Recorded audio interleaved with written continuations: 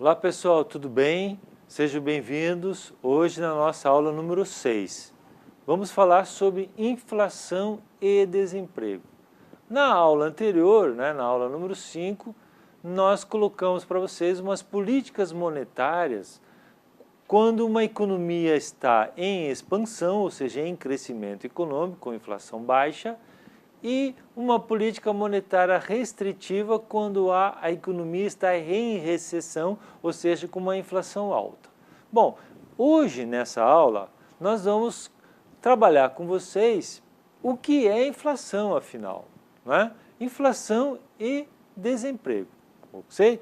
Bom, então, no conceito da inflação, nós temos que a inflação é o aumento contínuo e generalizado do nível de preços da economia, ou seja, que todos os bens e serviços da economia estejam com aumento do nível de preços e continuamente, certo? Se for essa maneira, se instala um processo inflacionário, que é dinâmico. Ele não para, a todo momento está havendo aumento de preço generalizado e contínuo, certo? Todos os preços dos bens e serviços da economia e continuamente, ou seja, todos os meses os preços estão subindo. Acontecendo isso, então, se estabelece um processo inflacionário no país, tá certo? Então, a inflação é isso, o conceito é uma coisa simples, é aquilo que nós sentimos na hora de ir no supermercado, de um mês para o outro, quando você mesmo reconhece que, e comenta, o mês passado, com esse mesmo valor, eu comprei muito mais bens, e mercadorias de consumo, e esse mês, com o mesmo valor, eu comprei menos mercadorias. Bom, nesse momento se estabeleceu a inflação, porque os preços subiram e a quantidade de moeda permaneceu a mesma. E a quantidade de mercadoria diminuiu. Então, houve o quê? Uma inflação de demanda, certo? Bom, então vamos falar as causas da inflação. O que causa a inflação? Primeira causa é uma inflação de demanda, ou seja, há um excesso de demanda agregada em relação à produção disponível dos bens e serviços. O que vem a ser isso, pessoal? A demanda agregada, ou seja, o consumo das famílias, o consumo das empresas, o consumo do governo, ele é bastante elevado. Por outro lado, o fluxo real da economia não produz na mesma velocidade os bens e serviços. A velocidade do consumo, da demanda agregada, é muito maior do que a produção dos bens e serviços, ou seja, da oferta de bens e serviços para o mercado. Sendo assim, como a demanda é muito elevada e muito rápida, a oferta que sobra na economia acaba subindo de preço. Então, há uma inflação de demanda, porque há falta de oferta, os produtos que ficam no mercado acabam subindo de preço. Por outro lado, há uma inflação também chamada inflação de custos, que é uma inflação do lado da empresa, do lado da produção, certo? O que vem a ser inflação de custo? Quando aumenta o custo de um fator de produção, certo? Se aumentar o preço, o custo de um fator de produção, consequentemente o empresário, a empresa, vai repassar esse custo para os preços. Quando a oferta vai para o mercado, a oferta de bens e serviços vai para o mercado, já vai com preço mais alto. Aí se estabelece uma inflação de custos, certo? Por exemplo, um aumento salarial, certo? Um aumento salarial vai impactar no custo de produção.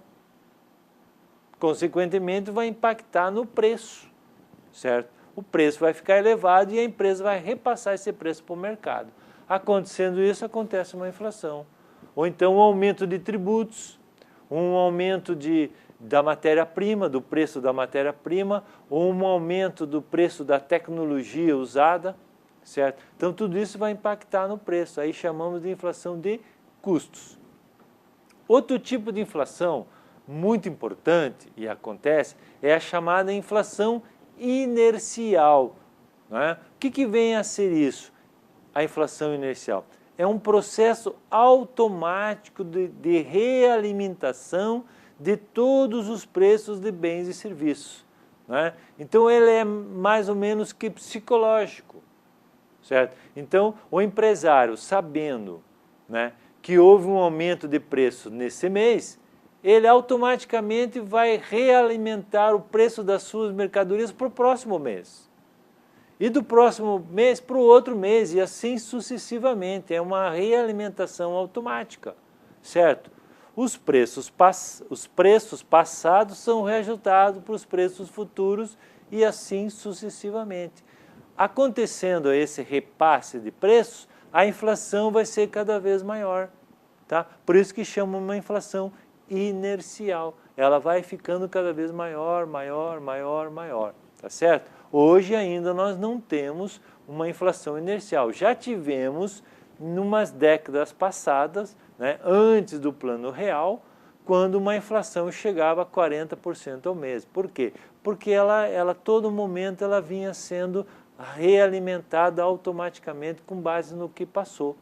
Hoje, graças a Deus, não temos esse tipo de inflação, nós temos uma inflação de demanda, ok? Porque a nossa demanda sempre foi maior do que a nossa poupança, do que a nossa produção. A maior no sentido de velocidade. A velocidade da demanda é muito grande, só que a velocidade da oferta é menor. E aí, nesse meio tempo, acontece uma escassez de produtos no mercado, consequentemente o preço sobe. Tá certo, pessoal? Bom, nessa realimentação de preço numa inflação inercial, entra também, certo, uma correção cambial, se os bens e serviços dependem do comércio internacional, aí tem essa correção cambial, certo? E tem uma correção monetária, né, também de reajuste do valor do dinheiro. Consequentemente, tudo isso é repassado para o preço dos bens e serviços. Bom, qual o efeito das taxas elevadas da inflação? Por exemplo, na renda de cada um de nós, certo? Quem tem rendimento fixo, ou seja, aquela classe que tem prazos legais de reajuste, né? Então, ele tem um reajuste por ano, certo? Durante todo o ano o seu salário é fixo, ele não muda, não altera. Então, consequentemente, se há um aumento de preços, você perde poder de compra, o teu poder aquisitivo diminui. Então, o efeito da inflação na tua renda, ela é direta. E aquele exemplo que eu falei, que você vai no supermercado um mês após outro e cada vez se compra menos, é justamente o quê? A inflação, é o efeito da inflação na sua renda.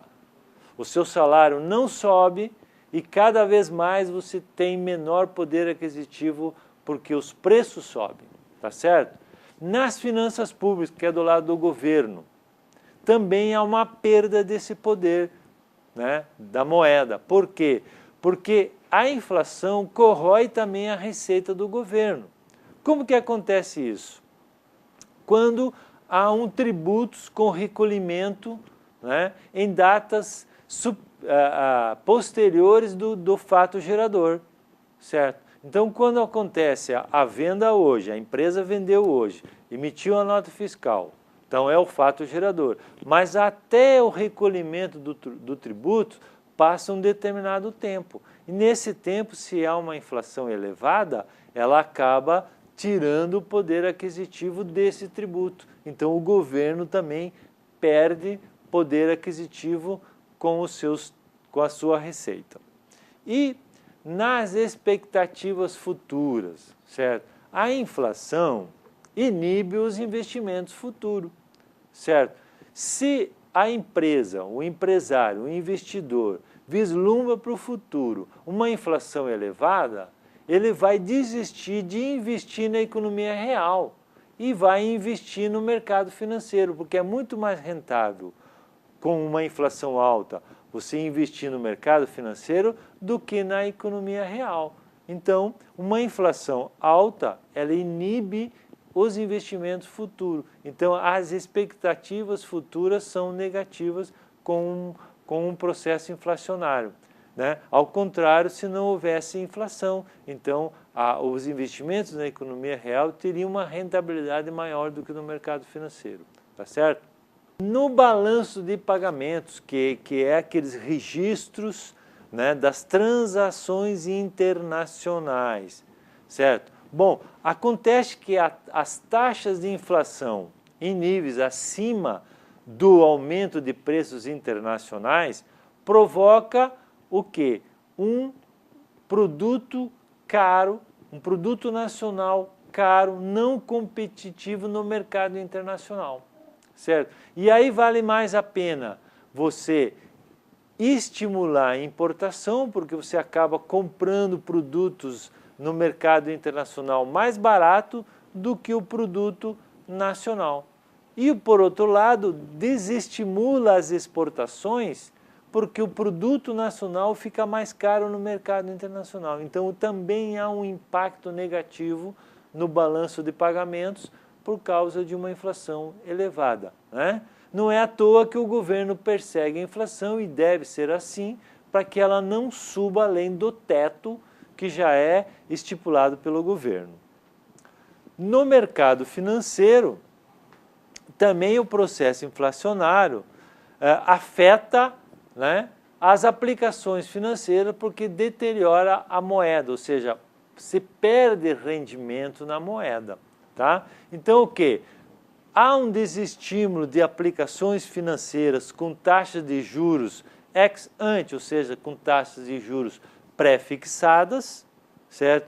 E um estímulo às aplicações financeiras com taxas pós-fixadas, taxas de juros. Por quê? Porque quando há um processo de inflação, a tendência é a taxa de juros subir, né, a todo momento, né? Ou no Brasil, a cada 45 dias, o governo aumenta a taxa de juros Selic, né? E com isso a rede bancária também aumenta suas taxas de juros. Então, vai ficar mais interessante você fazer aplicações financeiras com taxas pós-fixadas e menos interessante fazer aplicações financeiras com taxas pré-fixadas. Então, a taxa de inflação também tem um impacto no mercado financeiro. Bom, pessoal, mas o que o governo, né? O que o governo, Ministério da Fazenda e Banco Central, o que eles devem fazer para controlar as taxas elevadas da inflação, né? Temos basicamente três políticas políticas econômicas que o governo pode atuar para controle da inflação. Uma é a política fiscal, que trata diretamente dos tributos arrecadados e os gastos do governo, certo? Se há um aumento de tributo, há uma inflação de custos, aumento de preços. Se há um gasto muito grande do governo, há um aumento da demanda, então aumento de preço também. Então o governo tem que equacionar essa situação fiscal, né? Essa fiscal, não gastar muito, também não gastar pouco, certo? Porque se gasta muito pouco não fomenta a economia, se gasta muito acaba acontecendo uma inflação de demanda. A política monetária, né? Atuar diretamente no crédito e na taxa de juros, né? Ou seja, reduz o crédito para não ter dinheiro para ser gasto com demanda de bens e serviços e aumenta a taxa de juros para o dinheiro ficar mais caro, certo? Então, se você observar, hoje em dia está acontecendo isso, o dinheiro mais caro e o crédito com menor quantidade, certo? Está ficando mais difícil de comprar a prazo pelo preço da taxa de juros, pelo preço do dinheiro e pelo acesso ao crédito. E as políticas de renda, né? Reajuste de preços e salários com livre negociação. Então, pode acontecer, né, que o governo adota essas três políticas para controle da inflação: a fiscal, a monetária e a de renda, tá certo? Então, se você observar, o governo atua todo o tempo, né? Se você observar as entrevistas do ministro da Fazenda, ele está falando sempre dessas políticas, né? Hoje em dia, né, o que o governo está utilizando também como método de controle da inflação? Primeiro, aquelas metas inflacionárias, né? Quando o governo fala, a meta inflacionária é chegar no teto de 6,5% ao ano. Então essa é a meta, não pode passar disso, né? E se ficar no centro da meta, 4,5% é o ideal, mas se ficar até 6,5% já está programado para isso. Então o governo trabalha com essa meta inflacionária. Então ele aplica as políticas econômicas para que não ultrapasse 6,5%, né? Para não ultrapassar esse 6,5%, ele aplica essa política de aumento de taxa de juros da Selic, né? Taxa de juros Selic. Cada 45 dias o Copom anuncia um aumento da taxa de juros, né? E reduz um pouco os gastos públicos, certo? Com isso, há um controle, né, fiscal de gastos públicos, monetário com taxas de juros e meta da inflação, certo? E a outra, o controle da oferta monetária através do crédito, certo? E através da venda de títulos públicos. Vai vendendo títulos públicos, vai tirando recursos da economia, né? Os recursos financeiros.